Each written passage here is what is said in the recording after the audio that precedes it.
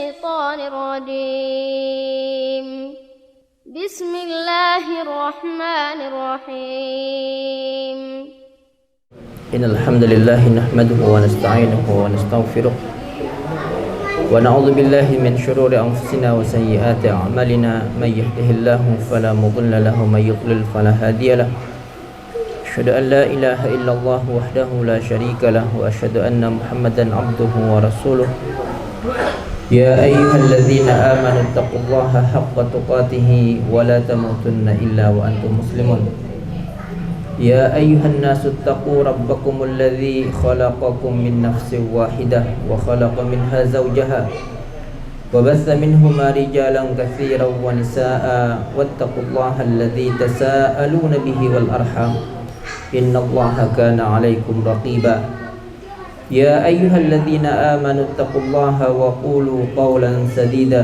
يصلح لكم أعمالكم ويغفر لكم ذنوبكم ومن يطع الله ورسوله فقد فاز فوزا عظيما أما بعد فإن أصدق الحديث كتاب الله وخير الهدي هدي محمد صلى الله عليه وآله وسلم وشر الأمور محدثاتها فإن كل محدثة بدعة وكل بدعة ضلالة وكل ضلالة في النار. Kita lanjutkan kajian kita. Terakhir kemarin kita bahas tentang masalah lafaz salawat untuk Rasulullah sallallahu alaihi wasallam.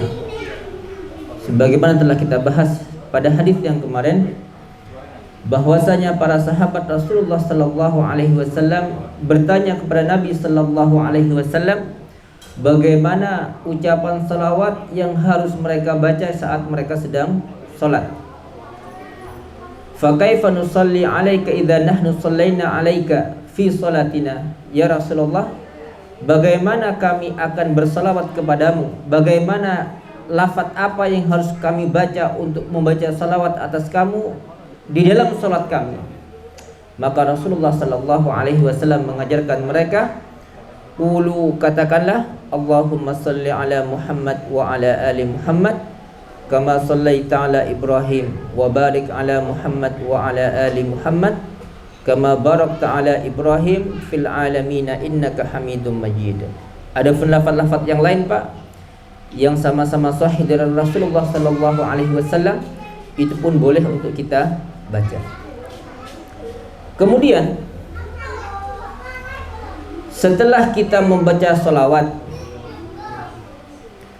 ada beberapa perintah dari Nabi sallallahu alaihi wasallam untuk berdoa setelah kita membaca salawat sebelum salam.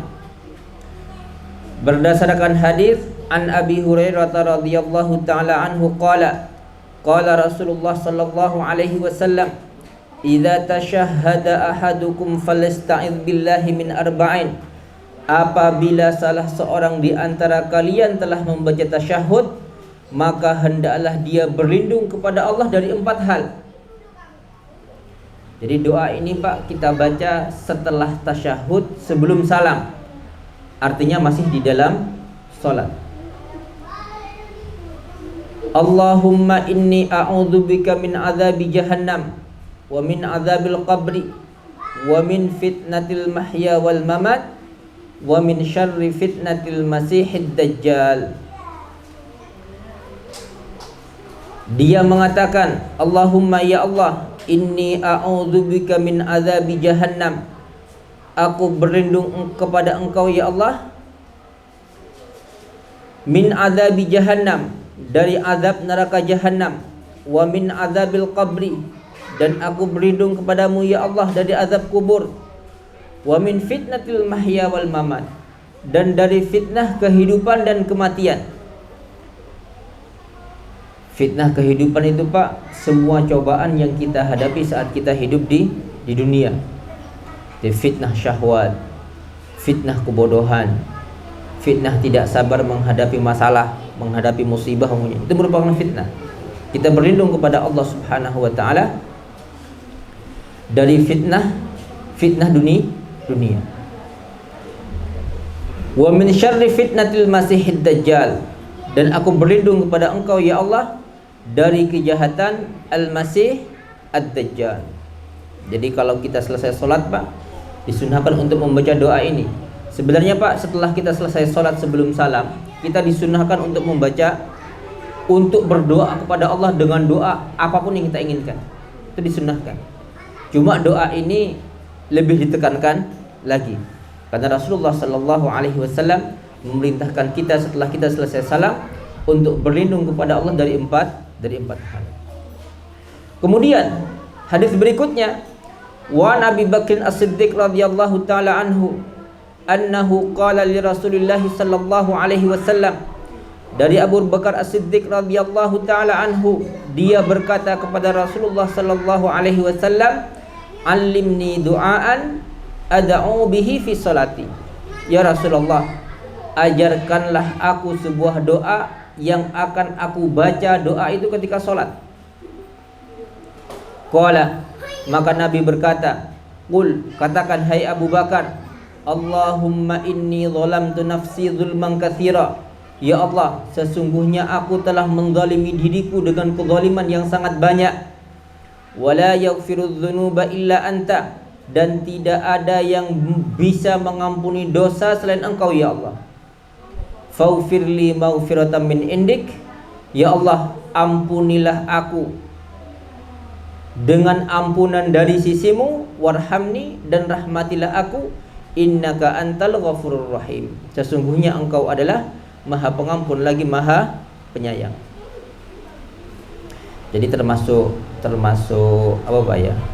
Termasuk kesempatan kita Pak yang Allah berikan kepada kita ketika kita sebelum salam memperbanyak doa. Di antaranya doa ini Pak. Sebenarnya Pak, kalau kita mau berdoa, pertama ambil doa yang masuk dari Nabi Sallallahu Alaihi Wasallam. Kemudian kita minta sesuatu yang kita butuhkan. Kenapa? Masing-masing orang itu Pak akan memiliki permasalahan dalam kehidupannya. Ketika permasalahan yang kita hadapi itu Pak menjumpai kita, maka hendaklah kita mengawali untuk bisa menyelesaikan masalah itu dengan apa? Doa, sebelum kita memulai dengan usaha kita. Kenapa? Karena permasalahan kita itu Pak di tangan Allah Subhanahu wa taala. Kalau Allah Subhanahu wa taala berkehendak untuk menyelesaikan masalah kita Pak, tidak ada yang sulit bagi Allah Subhanahu wa taala.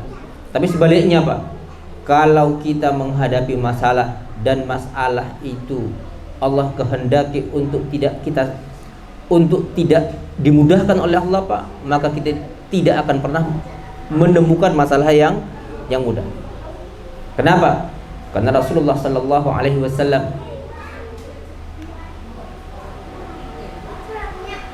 bersabda Pak, di antara doa yang beliau ajarkan kepada kita, Allahumma la sahla illa ma ja'altahu sahla.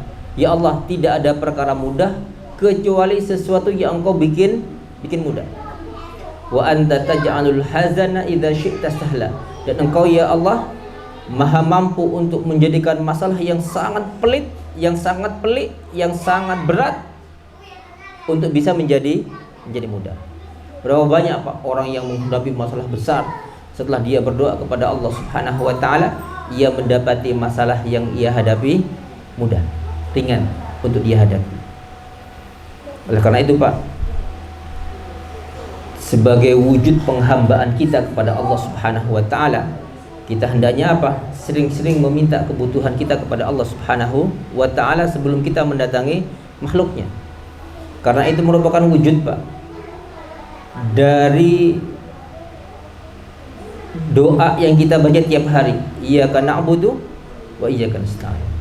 Itu ikrar kita Pak kepada Allah, bahwasanya kita tidak akan beribadah kecuali hanya kepada Allah, dan kita tidak akan minta tolong kecuali hanya kepada Allah Subhanahu wa ta'ala.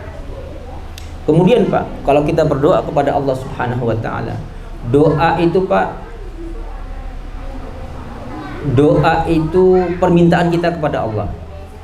Tapi kalau kita sudah berdoa kepada Allah Subhanahu wa ta'ala, maka hendaklah kita mengusahakan dalam bentuk tindakan nyata agar apa yang kita minta itu terkabul. Contohnya Pak, ada orang belum menikah, ingin punya anak dia. Kalau dia minta keturunan kepada Allah Subhanahu wa ta'ala, maka usahanya apa? Ya nikah terlebih dahulu. Setelah menikah minta anak. Kemudian Pak, ada orang minta rezeki kepada Allah Subhanahu wa taala, minta harta kepada Allah Subhanahu wa taala. Maka kalau dia minta harta kepada Allah Subhanahu wa taala, setelah minta, apa yang dia lakukan? Dia kerja. Sama Pak, ketika seseorang minta surga kepada Allah Subhanahu wa taala, setelah dia meminta, harus ada wujud tindakan nyata Pak, agar apa yang kita minta terkabul. Ada orang Pak minta kepada Allah agar dijauhkan dari neraka, tapi dia tidak mau menghentikan perbuatan-perbuatan yang bisa menyeret dia ke neraka. Ada orang yang minta ampun kepada Allah Subhanahu wa taala, minta maaf kepada Allah Subhanahu wa taala, minta agar dosa-dosanya dihapuskan. Akan tetapi usaha untuk menghentikan perbuatan-perbuatan yang bisa mendatangkan dosa gak dihentikan. Kalau kita minta surga dan neraka Pak, minta ampunan, itu sama dengan minta rezeki. Orang Pak kalau ditanya, ada orang berdoa tapi nggak ada usaha. Ada orang berdoa minta harta, nggak usaha. Kata orang apa Pak? Ya apa? Sebenarnya sama Pak. Dia minta surga, tapi nggak ada usaha untuk melakukan perbuatan-perbuatan yang bisa membawa dia ke surga. Ya sama Pak dengan orang minta harta tapi nggak ada usaha untuk bisa mendapatkan harta. Ada orang minta jauh dari neraka, akan tetapi tidak ada tindakan real untuk melakukan perbuatan-perbuatan yang bisa menjauhkan dia dari api neraka. Oleh karena itu Pak, berapa banyak orang yang minta anak yang soleh Pak, minta anak yang soleh kepada Allah Subhanahu wa taala. Permohonan kita kepada Allah agar Allah memberikan kita anak yang soleh Pak, itu permohonan Pak, harus diwujudkan dalam tindakan nyata. Kita memberi contoh yang baik kepada anak, memberikan makanan yang baik kepada mereka, menjauhkan mereka dari hal-hal yang bisa menghancurkan akhlak mereka, menjaga pergaulan mereka, menasihati mereka. Itu merupakan wujud Pak. Wujud dari apa? Tindakan nyata dari apa yang kita minta dari Allah Subhanahu wa ta'ala. Kemudian hadis berikutnya, wa an Wa'il bin Hujr radhiyallahu ta'ala anhu qala sallaitu ma'an nabiy sallallahu alaihi wasallam fakana yusallimu an yaminihi assalamu alaikum warahmatullahi wabarakatuhu wa an shimalihi assalamu alaikum warahmatullahi wabarakatuhu. Rawahu Abu Dawud bi isnadin sahih.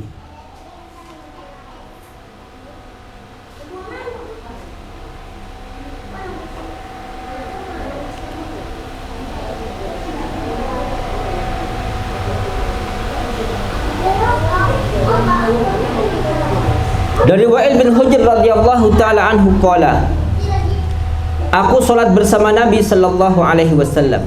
Maka Nabi sallallahu alaihi wasallam mengucapkan salam sambil menoleh ke arah kanan dengan mengucapkan assalamualaikum warahmatullahi wabarakatuh. Genep Pak sampai wabarakatuh. Wa an shimalihi, kemudian beliau menoleh ke kiri dengan mengatakan assalamualaikum warahmatullahi wabarakatuh. Genep lagi Pak. Tapi seandainya kita mencukupkan diri assalamualaikum warahmatullah, boleh Pak, tidak apa-apa. Itu sudah cukup.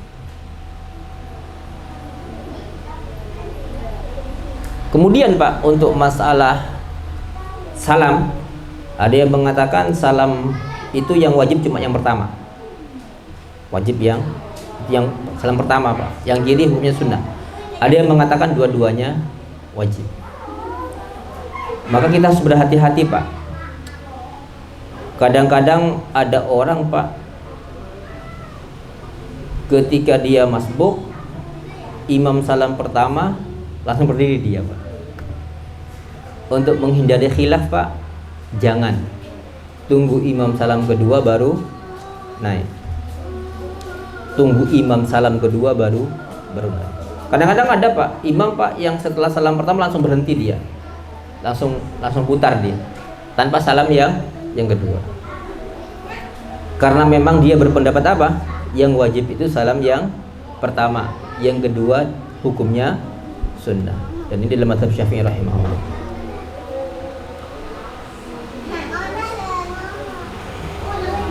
Kemudian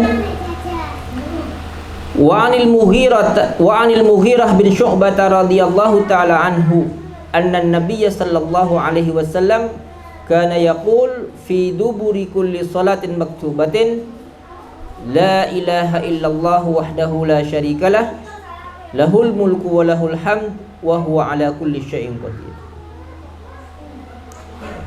Dari Mughirah bin Syu'bah radhiyallahu taala anhu bahwasanya Nabi sallallahu alaihi wasallam mengatakan setiap kali setelah salat wajib, la ilaha illallah wahdahu la syarikalah lahul mulku wa lahul hamd wa huwa ala kulli syai'in qadir.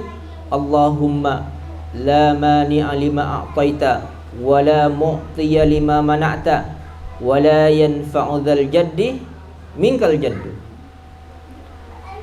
Tidak ada sesembahan yang berhak disembah selain Allah, wahdahu la syarikalah, dia hanya sendiri yang berhak disembah, la syarikalah, tidak ada sekutu bagi dia, lahul mulk, miliknya lah kekuasaan, walahul hamd, dan miliknya lah segala puji, wa huwa ala kulli syai'in qadir, dan dialah Allah yang maha kuasa akan segala sesuatu. Allahumma, ya Allah, la mani'a lima a'taita, tidak ada yang bisa menahan untuk sesuatu yang engkau berikan. Kalau Allah hendak memberi sesuatu, Pak, kita nggak bisa lari, pasti dapat. Ngasih kebaikan maupun memberikan keburukan. Ada orang, Pak, dia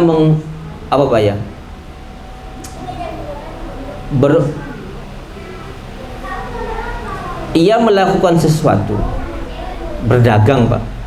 Dia berdagang dalam sebuah kondisi yang secara logika kadang-kadang tidak menguntungkan. Tapi ternyata apa? Hasilnya di luar dugaan. Dan itu banyak terjadi, Pak. Dan itu banyak terjadi. Kenapa? Karena Allah Subhanahu wa taala punya kehendak untuk memberikannya, untuk memberinya, Pak. Kalau Allah sudah berkehendak untuk memberinya, Pak, tidak ada yang bisa menahan. Karena rezeki itu, Pak, kalau sudah menjadi jatah kita, mau tidak mau pasti datang.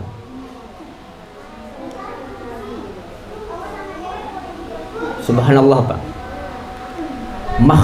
Semua makhluk Allah Subhanahu wa taala, rezekinya di tangan Allah Subhanahu wa taala. Kalau makhluk Allah itu masih hidup, Pak, dan jatah rezekinya masih ada, Allah akan memberikan meskipun secara logika nggak bisa. Ada sebuah cerita, Pak. Ada beberapa jenis burung gagak, Pak. Gurab itu burung gagak. Kalau kata orang Madura, deng, Pak. Kalau kata orang Jawa, gagak, Pak, ya. Burung gagak. Gagak itu, Pak, kalau sudah menetas telurnya, itu kan anaknya nggak ada bulunya, Pak. Semua burung kan seperti itu, nggak ada bulunya, warnanya merah. Sedangkan induk gagak warnanya apa? Hitam.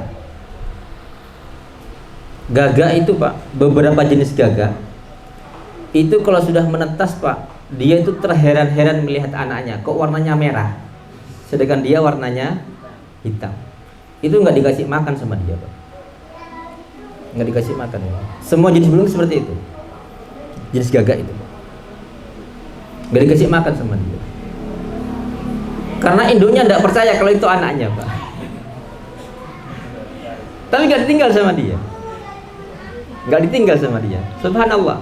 Allah maha memberikan rezeki, Pak. Ketika bayi burung yang baru menetas itu, Pak, tidak ada yang memberi makan karena induknya sendiri nggak mau memberi makan, Pak. Subhanallah. Ternyata apa? Allah Subhanahu wa taala menjadikan badan burung itu, Pak, itu bisa mengeluarkan bau yang disenangi semut. Sehingga anak burung itu, Pak, sering didatangi semut. Makan semut dia. Sampai tumbuh bulunya. Setelah tumbuh bulunya, Pak, baru induknya percaya kalau itu anaknya, dicarikan makan sama dia.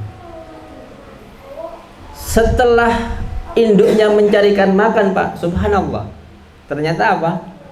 bau burung yang disenangi semut tadi itu Pak hilang. Hilang Pak. Subhanallah. Jadi kalau sesuatu itu sudah menjadi apa Pak ya, hidup Pak, rezekinya di tangan siapa? Di tangan Allah. Kita nggak usah khawatir Pak. Kalau kita hidup, jatah kita mesti ada. Kalau cuma pekerjaan Pak, nggak usah ribet Pak.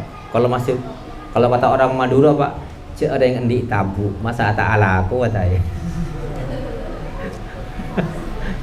Lawang punya perut kok, masa anda bisa kerja katanya. Yang penting subhanallah Pak, orang kalau masih hidup Pak, jangan mengatakan kalau tidak kerja tidak makan. Berapa banyak orang pengangguran tapi makan. Lihat pengangguran Pak, makan tidak mereka? Makan. Meskipun mereka dicela orang gara-gara tidak kerja, tidak apa-apa. Subhanallah Pak, tapi mereka yang jelas apa? Makan. Buktinya mereka hidup. Berapa banyak Pak orang yang lumpuh? Pertama dia kerja rajin, sehari kerja untuk makan sehari itu juga. Suatu saat dia kena penyakit lumpuh. Kalau dia masih hidup Pak, dapat rezeki? Dapat. Dari mana rezekinya? Terserah Allah Subhanahu wa taala. Oleh karena itu Pak, kadang-kadang kita sering mendengar Pak, ada orang berkata, kalau bapak mau mati yang ngasih kamu makan siapa? Loh, jangan bilang seperti itu Pak. Yang memberi rezeki siapa? Allah Subhanahu wa taala. Kalau bapak mau mati yang ngasih makan siapa? Ya Allah Subhanahu wa taala. Wong ketika hidup saja Allah yang ngasih makan. Kok ketika mati mau ganti? Ya enggak, tetap Allah Subhanahu wa taala. Buktinya apa? Ketika bapaknya mati sungguhan, anaknya dapat rezeki enggak kalau masih hidup? Dapat. Bahkan kadang lebih banyak. Orang tua itu Pak, itu hanya perantara Pak, jalan istilahnya. Jalan Allah untuk memberikan rezeki kepada seseorang. Ketika jalan itu diambil oleh Allah Subhanahu wa taala, Allah akan memberikan lewat jalan yang lain. Kalau Rasulullah mengatakan Pak, mengajarkan kita zikir Pak. Setiap setelah salat apa? Allahumma la mani alima ataita wa la mu'tiya lima manata wa la yanfa'u dzal jaddi minkal jaddu wa la yanfa'u dzal jaddi. Tidak akan memberikan manfaat kepada pemilik harta itu Pak, tidak akan memberikan manfaat kepada pemiliknya nanti di hadapan Allah Subhanahu wa taala. Yang bermanfaat apa? Amal dia, bukan hartanya. Karena nanti Pak, kalau sudah di akhirat Pak, orang tidak bisa menembus azab Allah Subhanahu wa taala dengan harta. Karena harta itu Pak berharga di mana? Di dunia. Setelah mati ada harganya? Tidak ada. Kemudian Pak, harta itu Pak bagi orang yang sehat berharga Pak, bagi orang yang sakit belum tentu Pak. Buktinya Pak, kadang-kadang ketika ada orang sakit Pak, untuk mencari sehat dia rela mengorbankan semua hartanya. Itu sebagai bukti bahwasanya apa? Sehat lebih berharga daripada harta. Buktinya apa? Dia rela menghabiskan semua hartanya untuk mendapatkan sehat. Kemudian wa an Sa'd bin Abi Waqqas radhiyallahu ta'ala anhu anna Rasulullah sallallahu alaihi wasallam kana yata'awwadzu bihinna dubura kulli salatin. Allahumma inni a'udzubika minal bukhli. Rasulullah sallallahu alaihi wasallam berlindung dengan beberapa kalimat setelah selesai salat. Apa yang beliau baca? Allahumma inni a'udzubika minal bukhl. Ya Allah, aku berlindung kepadamu dari rasa pelit. Aku berlindung kepadamu dari rasa pelit. Wa a'udzubika minal jubni, dan aku berlindung kepadamu ya Allah dari sifat pengecut, takut kepada musuh. Wa a'udzubika min an uradda ila arzalil umur, dan aku berlindung kepadamu ya Allah untuk dikembalikan kepada umur yang paling hina. Maksudnya umur yang paling hina ini Pak, mendapati masa tua yang lebih lemah daripada bayi. Maksudnya Pak, amit Pak nggih, kalau buang hajat di tempatnya, buang enggak bisa apa-apa sudah. Itu ardhilul umur namanya Pak. Atau waliyadzubillah sampai pikun namanya Pak. Itu merupakan ardhilul umur. Kita diperintahkan oleh Rasulullah sallallahu alaihi wasallam untuk berlindung dari apa? An uradda ila ardhalil umur. Kemudian Pak, bagi orang-orang yang oleh Allah Subhanahu wa taala diberi bala, diberi cobaan oleh Allah Subhanahu wa taala, untuk mendapati keluarganya ada yang sampai mendapati umur yang segitu Pak, maka hendaklah apa? Bersabar. Hendaklah bersabar. Itu pahalanya sangat besar. Pahalanya sangat besar Pak. Itu yang bisa kita harapkan di sisi Allah Subhanahu wa taala nanti. Karena sesungguhnya orang yang mendapati kedua orang tuanya, kemudian pertemuan dia dengan kedua orang tuanya atau salah satu dari keduanya tidak bisa menyebabkan dia masuk surga, maka dia termasuk orang-orang yang celaka. Jadi orang Pak yang sempat bertemu dengan kedua orang tuanya atau salah satu dari keduanya, tapi pertemuannya dengan kedua orang tuanya atau salah satu dari keduanya tidak bisa menyebabkan dia masuk surga, maka dia termasuk orang-orang yang celaka. Kenapa? Karena pintu surga yang paling tengah, yang paling lebar itu Pak, lewat mana? Jalur berbakti kepada kedua orang itu. Kalau kita capek Pak karena ngurusi orang tua yang sudah seperti itu umpamanya Pak, ketahuilah rasa capek yang kita rasakan tidak sebanding dengan rasa capek orang tua yang merawat kita ketika masih kecil. Nggak ada apa-apanya Pak. Tapi memang beda Pak, kasih sayang orang tua kepada anak dan anak ke orang tua itu beda. Kalau orang tua Pak untuk merawat anaknya mengorbankan segalanya. Tapi kalau anak merawat orang tua Pak untuk mengorbankan sesuatu itu saya pikir-pikir. Oleh karena itu Pak, kalau kata orang-orang Arab Pak, kata kasarnya Pak, kalau orang tua merawat anak itu Pak yang diharapkan hidupnya. Tapi kalau anak merawat orang tua, kadang-kadang yang diharapkan matinya. Iya. Iya, yang diharapkan itu matinya. Waliyadzubillah. Mudah-mudahan kita tidak sampai mengharapkan hal-hal yang seperti itu. Wa a'udzubika min fitnatid dunya, dan aku berlindung kepadamu ya Allah dari fitnah dunia. Fitnah harta, fitnah syahwat. Syahwat itu macam-macam Pak. Ada yang syahwat terhadap harta, ada yang syahwat kepada wanita, ada yang syahwat kepada kedudukan Pak. Kedudukan. Ada yang syahwat kepada ingin terkenal Pak, itu bahaya Pak. Bahaya Pak. Rasulullah sallallahu alaihi wasallam, man sama'ahullah. Barang siapa yang melakukan kebaikan dengan harapan orang-orang mendengarkan semua kebaikan dia, sama'ahullah, maka nanti di hari kiamat Allah Subhanahu wa taala akan memperdengarkan seluruh keburukan dia di hadapan seluruh makhluk. Itu berbahaya Pak, apalagi sekarang Pak ya. Untuk melakukan hal yang seperti itu sangat mudah dan murah. Lakukan kebaikan buat status, sholat dibuat status, melakukan ini dibuat status. Kita nggak suudzon Pak, cuma kita harus berhati-hati. Jadi kita harapkan Pak, mereka yang suka memasang status mereka dengan harapan apa? Orang lain bisa meniru kebaikan dia.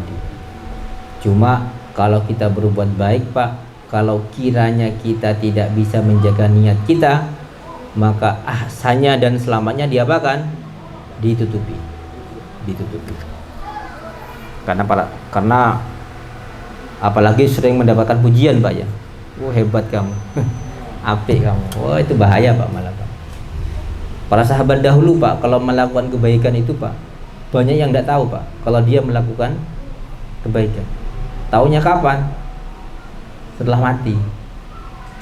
Ada seorang nenek Pak, setiap hari dapat makanan dia. Abu Bakar mati, makanan itu nggak datang lagi. Berarti yang ngasih siapa?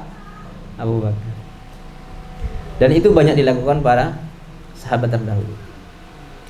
Abdurrahman Sa'di itu Pak, itu pernah tetangganya punya utang Pak, 4.000 dirham. Tetangganya ini Pak mau jual rumahnya, mau dijual rumahnya. Tetangga ini sangat baik sekali.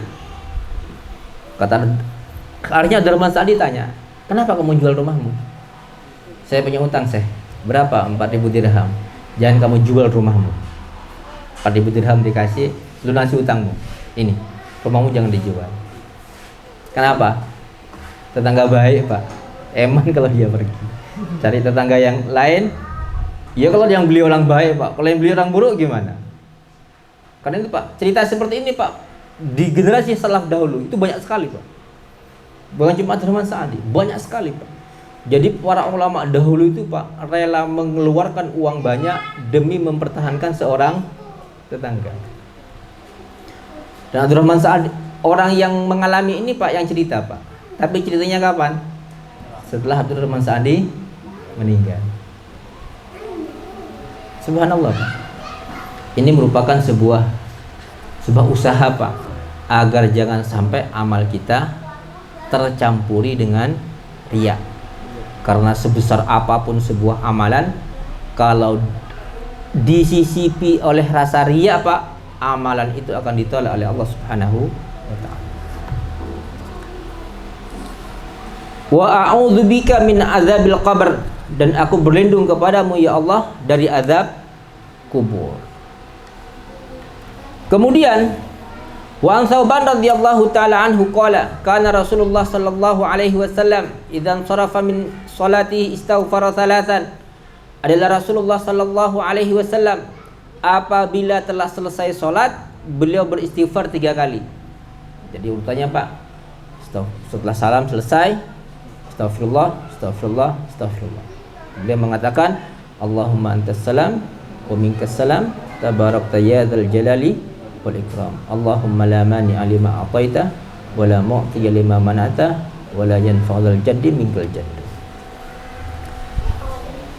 Kemudian wa an Abi Hurairah radhiyallahu taala anhu an Rasulillah sallallahu alaihi wasallam man sabbahallaha dubura kulli salatin 33. Barang siapa yang bertasbih kepada Allah setelah selesai salat 33 kali. Tasbihnya 33 kali, Pak. Wa hamidallaha 33. Bertahmid sebanyak 33 kali. Wa kabbarallaha, dan bertakbir kepada Allah sebanyak 33 kali. Fatil katis on watis auna, maka semuanya jumlah berapa? 99. Kemudian waqala tamamal mi'ah, kemudian dia berkata untuk menggenapkan 100, la ilaha illallah wahdahu la syarikalah lahul mulku wa lahul hamdu wa huwa ala kulli syai'in qadir ghufirat khatayahu, maka dosa-dosanya akan diampuni. Wa in kanat mithla zabadil bahar, meskipun dosanya sepenuh buih di lautan. Buih di lautan itu banyak, Pak. Sebanyak, artinya apa? Sebanyak apapun dosa yang kita lakukan, kalau itu kita lakukan ikhlas karena Allah Subhanahu wa ta'ala, maka Allah Subhanahu wa ta'ala akan mengampuni dosa-dosa kita. Sebenarnya, Pak, peluang untuk terhapusnya dosa, Pak, amalan-amalan yang bisa menghapuskan dosa kita itu banyak sekali, Pak. Setelah makan, baca doa, itu menghapuskan dosa, Pak. Apa yang kita baca setelah makan, Pak? Alhamdulillahilladzi at'amani hadzal ta'ama wa razaqanihi min ghairi haulin minni wala quwwatin. Setelah minum, Pak, alhamdulillahilladzi saqani hadza wa razaqanihi min ghairi haulin minni wala quwwatin. Itu iming-imingnya apa? Terampuninya dosa. Setelah berwudu, membaca apa? Asyhadu an la ilaha illallah wahdahu la syarikalah wa asyhadu anna Muhammadan abduhu wa rasuluh. Janji Allah apa? Diampuni dosa. Bahkan, Pak, dosa-dosa yang kita lakukan sebelum sholat, Pak, setelah sholat akan diampuni oleh Allah Subhanahu wa ta'ala. Banyak sekali, Pak. Oleh karena itu, Pak, ketika kita hendak melakukan sebuah perbuatan, maka yang kita hadirkan apa? Perintah Allah Subhanahu wa ta'ala. Kita melakukan ini semuanya karena apa? Mengharapkan ridho Allah, ampunan Allah Subhanahu wa ta'ala.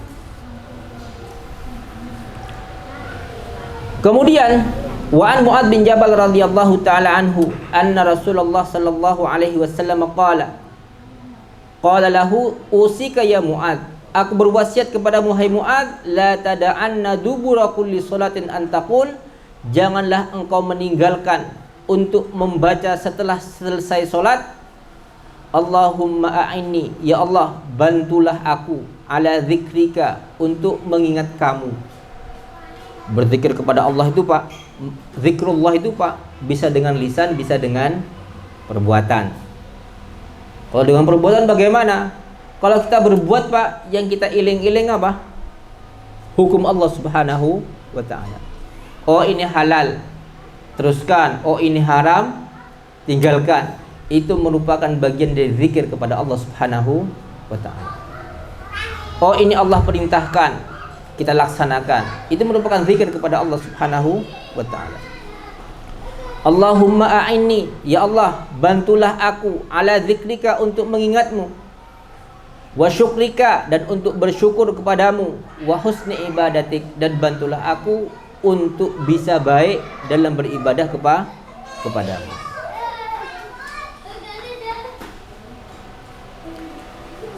Kemudian wa an Abi Umamah radhiyallahu taala anhu qala Rasulullah sallallahu alaihi wasallam man qara'a ayatal kursiyyi dubura kulli salatin maktubatin lam yamna'hu min dukhulil jannah ilal maut. Barang siapa yang membaca ayat kursi setelah selesai sholat wajib, maka tidak akan ada yang menghalanginya untuk masuk surga selain mati. Artinya apa? Kalau orang istiqomah membaca itu Pak, maka Allah Subhanahu wa ta'ala akan memasukkannya ke dalam surga. Dalam riwayat lain Pak, itu ada tambahan wa qul huwallahu ahad, dan membaca surat Al-Ikhlas.